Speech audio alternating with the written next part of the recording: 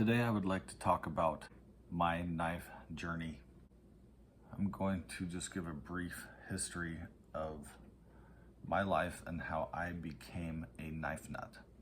So I grew up in the 1980s, and my older brother, who is 9 years older than me, was interested in knives when he was in high school, and so that probably had an effect on me as well. When I was in about 4th grade, I was involved in Cub Scouts, and I sold these raffle tickets, and in selling these raffle tickets, we had the opportunity to win different prizes.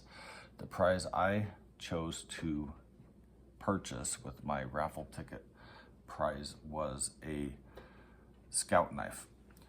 So I have this here to represent that. This is not the one that I got. The one that I got was not textured like this, and it did not have the 5th implement. I think the 5th implement that it didn't have was either this Phillips screw or the awl, but I cannot remember. Mine was like a cream light peach colored knife with 4 tools instead of 5.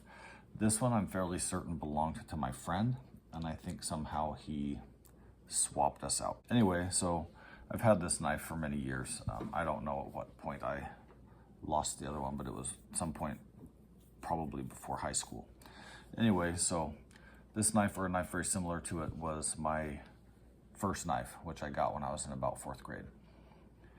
I enjoyed having that knife. It made me feel like a grown-up kid, and I would use it periodically. I would sometimes carry it. Back then we were allowed to carry knives to school, so sometimes I would do that.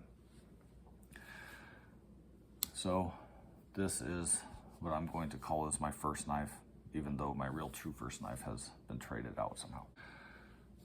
At some point, probably in junior high, I purchased this old timer. I don't know what this is called, but I think they still make these, or up to recently quit making these, or something very much like it. It just has, I'm going to put it here for size reference. So it's quite small. It is. Here's this scout knife in my hand, and here's this old timer. It's very, very small. It's actually quite light, and it actually locks. This is going to be hard for me to open. It's a little bit tight, and I don't have very good fingernails. There we go. So here's the blade. It's very, very small, and it locks with this liner lock thing here. So this was my first knife, which I got in 4th grade. At some point before high school, I purchased this. I bought it with my own money, and I really liked this knife. I liked that it locked. I liked that it was small and carryable. And I felt like this knife was sharper than this one. I think it's just due to the thinness, but I really, really enjoyed this knife. I liked carrying it. It didn't feel so heavy in my pocket. These are the knives that pretty much carried me through my childhood up till high school and beyond. I always enjoyed when Christmas time would come around, because it gave me an opportunity to use my knife to cut open packages, cut the tape on packages. So I enjoyed Christmas time because it gave me an opportunity to use my knife. In my normal life, I didn't have many opportunities to cut things or use my knife, so Christmas was a reliable time that I could do that. And sometimes people would ask me if they could borrow my knife because they needed to cut tape or whatever to get into packages. And that made me feel important and made me feel prepared. Like the Boy Scout motto is to be prepared, and it made me feel like I was accomplishing that goal, and that I had a useful tool that was helpful to other people. So these are the knives that pretty much carried me to that point in my life. During that time, this was the sharpening whetstone that I had. My dad would teach me how to sharpen. This is the coarser side, this is the finer side. And I remember he'd either put 3-in-1 oil on something like this, or he would spit on it and would sharpen. I never successfully learned how to sharpen my knives, and I could tell that my knife was dull, and I could tell it was less sharp than it was when I got it. And I would do the different techniques that they showed me, spitting on this thing, putting 3-in-1 oil, whatever, and rubbing it around like they'd say, and I just never felt like my knife got any sharper. Sometimes I would tell that I was making it slightly less dull, but I never had success using this as a kid to sharpen my knives. But I'm not going to talk very much about sharpening. I'll do a different video on that. But just know this is the tool that I had growing up to try to sharpen my knives. These knives carried me through my childhood into adulthood. Now, at about 1997, the newfangled internet was becoming a thing, and I got in contact with my brother again and learned that he had been communicating with people on chat groups about knives. And so we started talking about knives a little bit, and he actually sent me this. This is a Benchmade Mini AFCK. He modified this one by dremeling a groove out in this clip because the clip hurt his fingers, and he also applied this sticky little, this is like a sticker, but it has texture to it and it's really thick, and I think this is designed to put on the bottom of people's shoes for traction. If you have dressy, slippery shoes, you can put this on there for traction. There was one here too, but it has come off. So, the Benchmade Mini AFCK. My brother sent me this knife mainly because he didn't like that it was a combo edge. He hated that it was a combo edge, and so he gifted me this knife. At this time, some innovative changes had taken place that I did not know about, one of which was Sal Glesser, who is the owner of Spyderco, basically developed the one-hand opening hole, spider hole, which made it so a knife could be opened one-handed. This one can do that quite easily, even though it has a small hole. And he also did the clip-it technology, where he started putting these clips on pocket knives. Obviously, this is not Spyderco, but so what I'm telling you is that these advances had happened, making pocket knives much more carryable and usable. I loved this. Gone were the days that I would have to have a bulky, heavy knife bouncing around in the bottom of my pocket. As a kid, I did have several occasions where my knife, the weight of my knife, would wear a hole in my pocket. And I always thought that was kind of annoying. This corrected that. These clips made it so the knife sat on the outside of the pocket. You could grab it, deploy it one-handed. It was very convenient. I loved this idea. And in talking to my brother about knives and so on, I had decided to start carrying knives more frequently. Because somewhere along the way in my childhood, I had stopped having these knives on my person all the time. I would just have them in a drawer or somewhere where I could get to them, but most of the time throughout my childhood, I did not have one of these knives on me. Sometimes I would, sometimes I wouldn't. I'd kind of bounce around. But at this point, I decided to start carrying a knife. And my brother helped me to understand how useful a knife can be. I liked that idea. So I started carrying this thing around. I loved it. And I started shopping to see what other knives were available. So I decided to get a different one. And I was kind of shopping between Benchmade and Spyderco. I tried out several different knives. I tried out a Spyderco Delica and Endura. I remember being in the shop, and I would open the knives, put them on my pocket, see how they worked. I would squeeze them really hard in different grips and see which kind of one was more comfortable. Squeeze really hard, see which kind of ones would hurt me if I had to do a difficult task that required me to bear down on the knife. I wanted to know which knife was most comfortable. And I had it decided between a Benchmade and a Spyderco Endura. And I ended up going with the Benchmade. This is a Benchmade Ascent. This was the first modern type one-handed clip style folding knife that I purchased with my own money. I decided on this one because it was more comfortable for me to squeeze than the Endura was at that time.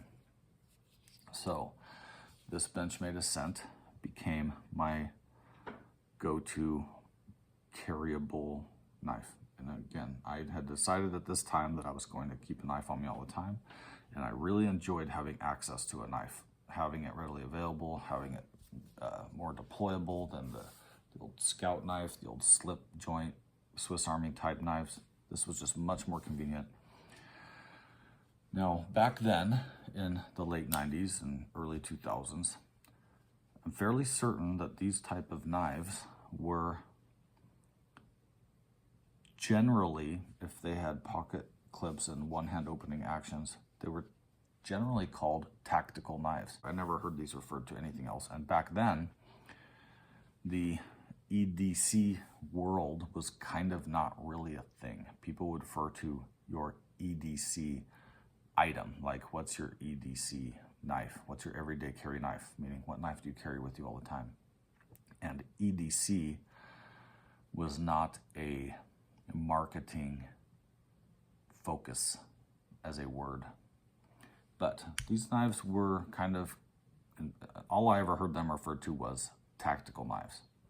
So a tactical knife back then, as my understanding, was not so much militaristic and hard use, which is kind of what we think of them now.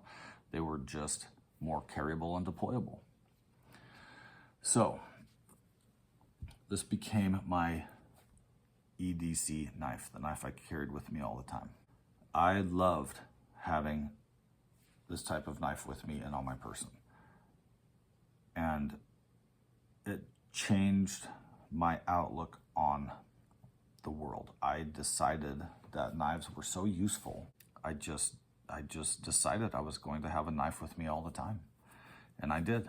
And I became a knife nut because, and it doesn't mean I became crazy about knives and buying them all the time or so on and so forth, but it just became a part of my personality, a part of my life, that I would just always have a knife with me, and I would begin to change my lifestyle to accommodate my knife philosophy, meaning I would deliberately avoid places that had metal detectors, or I also would try to be an advocate for people that I worked with to learn to appreciate knives as well, and I wanted them to be able to see how useful they were, and I encouraged people to also try to have and carry a knife. So this is the knife I was carrying on a daily basis, and this was still the stone that I had to try to sharpen. At one point I met up with my brother, and he taught me how to sharpen correctly. And he taught me using two basic tools. One was he suggested a coarse or extra coarse type diamond system. The one I decided to purchase was the extra coarse DMT bench stone. This is not that one. I do still have the stone, I just don't have it with me right now for filming. But he taught me to sharpen basically freehand on a bench stone like this until you get a burr. I had never heard of this burr. I had no idea what it was, but sharpening to the burr is obviously the secret to knowing that you've established an apex. I never knew this. Finally, I was able to actually successfully sharpen my knives. And then the Spyderco Sharp Maker, which is what this is, was kind of used once that burr is established. You'd sharpen on this thing freehand and then do the strokes on here to just refine that edge, and also it would create a micro bevel, which does help remove a burr if you're not good at keeping an angle, and so on and so forth. So an extra coarse diamond DMT bench stone coupled with the Spyderco Sharp Maker was my go-to sharpening system. I did learn how to sharpen on these tools, and I was able to get knives quite sharp, in my opinion, sharp enough to easily shave arm hair and sharper than most factory edges would come. I was able to get knives that level of sharpness in the late 1990s. And this is where I was in my knife life at that point. So that's what I would use to sharpen. I would carry this knife, I began to shop for other knives and I began to expand my collection. I decided that I wanted a knife that was slightly smaller than this for certain tasks, and so I decided to purchase a Spyderco Delica. This is set up for left-hand side because I always carried this on my left-hand side of my body and carried this on my right side. This is the second iteration of the Delica. The first one had a plastic integral clip, and this, I believe, with the nickel removable screw pocket clip, I think was the second iteration. This knife I've carried with me for many, many, many years, and the knife that I carried on my right side, which was this one, would change. I would buy different knives, try them out, and this knife eventually got phased out and replaced with other ones, and I would try out different knives. So this knife would kind of rotate out of the daily carry rotation, but this knife, as my left-handed carry option, would stay in there. So I tried several different knives on my right side in lieu of this one. And I finally got a hold of this Benchmade AFCK Axis lock. This was not the first Axis lock they made, but it was one of the earlier models. They had quite a few that had come through the way. They did have a version of the AFCK that was a liner lock before this, but I never purchased that one and I never had it. So this was my first Benchmade AFCK, and it was Axis lock version. This exact knife, and I don't remember when I got this. It was probably around 2000. I really don't remember, but it would have been close to that. 2000, 2001. There were things about this particular knife that I liked better than the other knives that I had gotten between this time and other knives that I had. I really liked the Axis lock. I really liked this oval hole, the way it opened. I really liked the way this carried. I especially like the way this knife feels in my hand when I hold it in my hand, when it's closed. I really like it. So this knife was the knife I would carry on my right side. This knife was the knife I would carry on my left side. And this was my daily carry from approximately 2000 or 2001 until 2020. So during that time, I acquired many different knives. I started to, the main knives that I was interested in purchasing were Benchmade, Spyderco, and Cold Steel.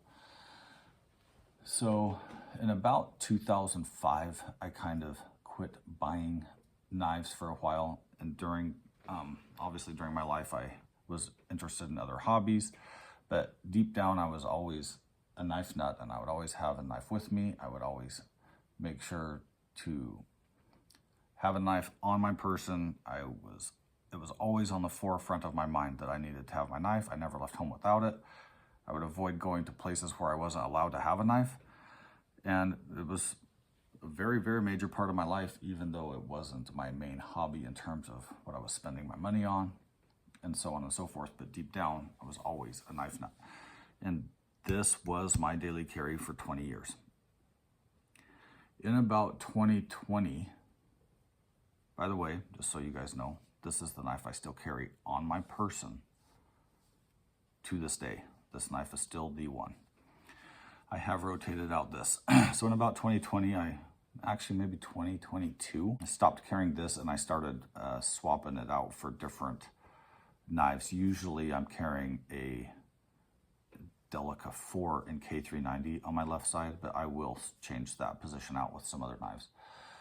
So in 2020, I started getting an interest into knives again in terms of like buying things. And between 2005 and 2020, some amazing things had happened that I wasn't aware of because I wasn't really directly involved in the community. Although I was still a knife nut and I still carried knives all the time and looked for opportunities to use them. Between 2005 and 2020, the steel boom happened. There was great advances in steel technology. All the powder steel hit the market, and S30, S35, all the CPM steels, all of these things came out, and I had no idea. So when I got back into this, I had a lot of catching up to do. I started doing a lot of research on these steels, so on and so forth, and I was really excited. I got back into knives again.